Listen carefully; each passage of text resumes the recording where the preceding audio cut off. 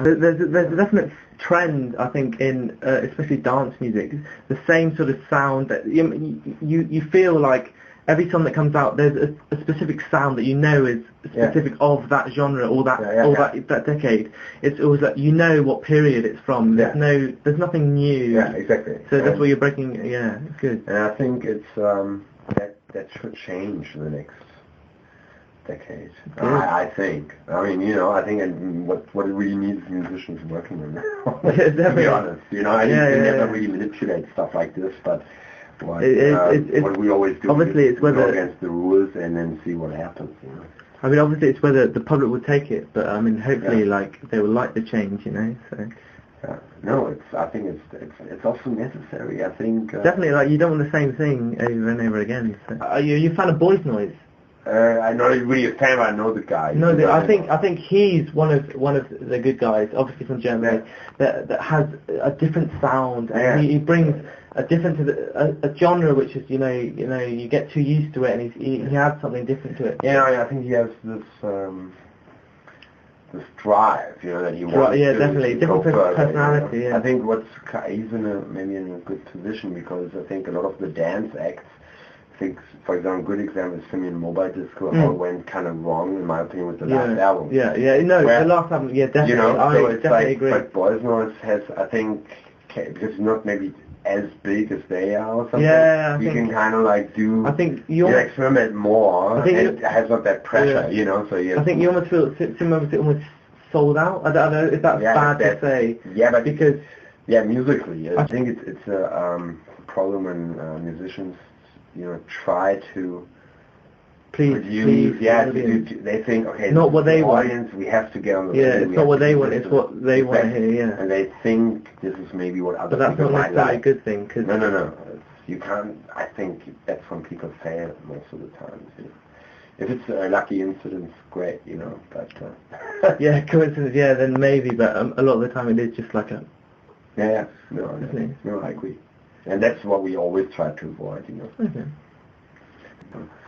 Finally, what I'd like to say is you toured with Nine Inch Nails recently, I believe. I mean, how was that? Are you a fan of Nine Inch Nails? Because there's definite parts of your sound which, almost similar to the sort of Nine Inch Nails sound. Yeah, the thing is, we toured with Atari Teenage Riot in 99 with Nine Inch Nails already. And Trent has been, to be honest, when we were asked to do the tour back then, 10 years ago, I didn't even know so much about sound. I have to be honest, I was really back then into underground electronic music. And I didn't even watch TVs, like MTV or stuff like that. I was really, sometimes people don't believe it, but if you're in Berlin at that time, there was so much stuff going on that you could totally ignore anything which is more mainstream or something.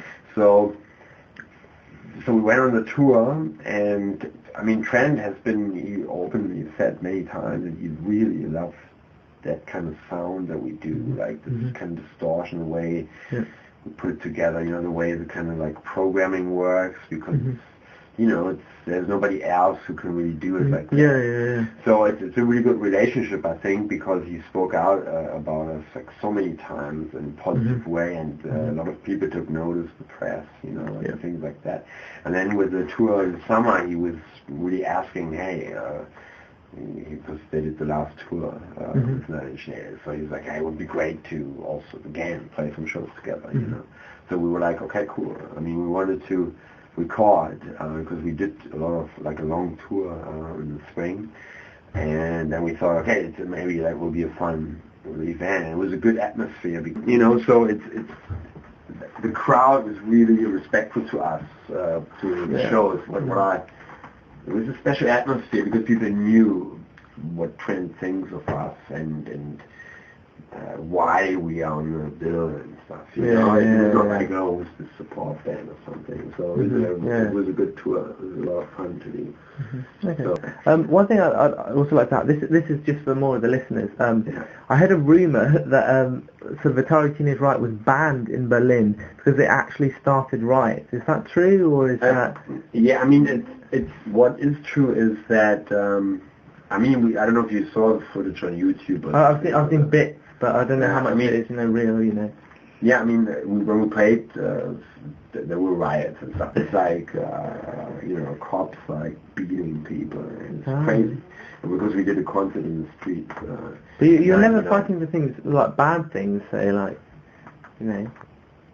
Yeah, I mean, but the thing is, then what happened is a few records of ours got on the Index, which is an institution by the government put in place to protect people.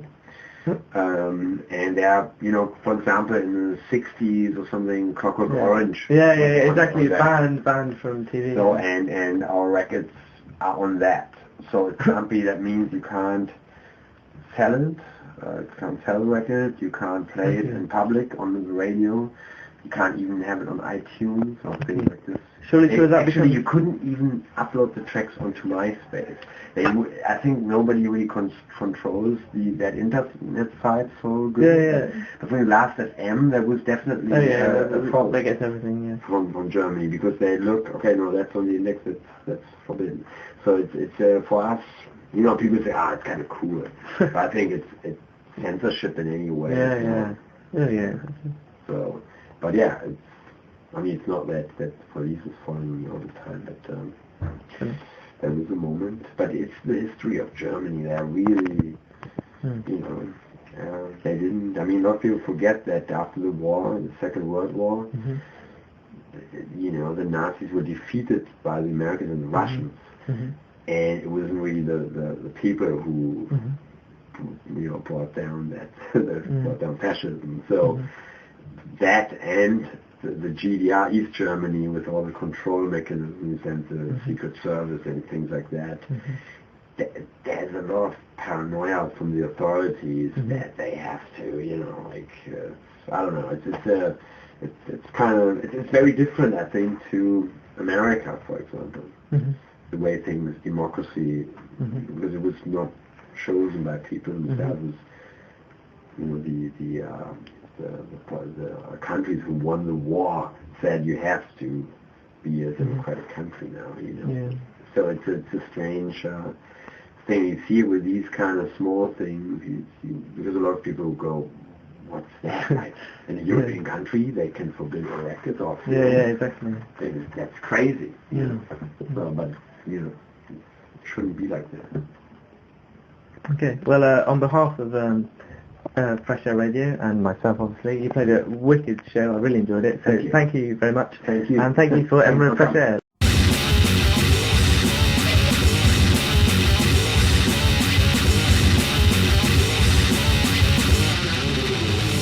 This number is a number that in England they didn't like to play on the radio. Raise my bastard!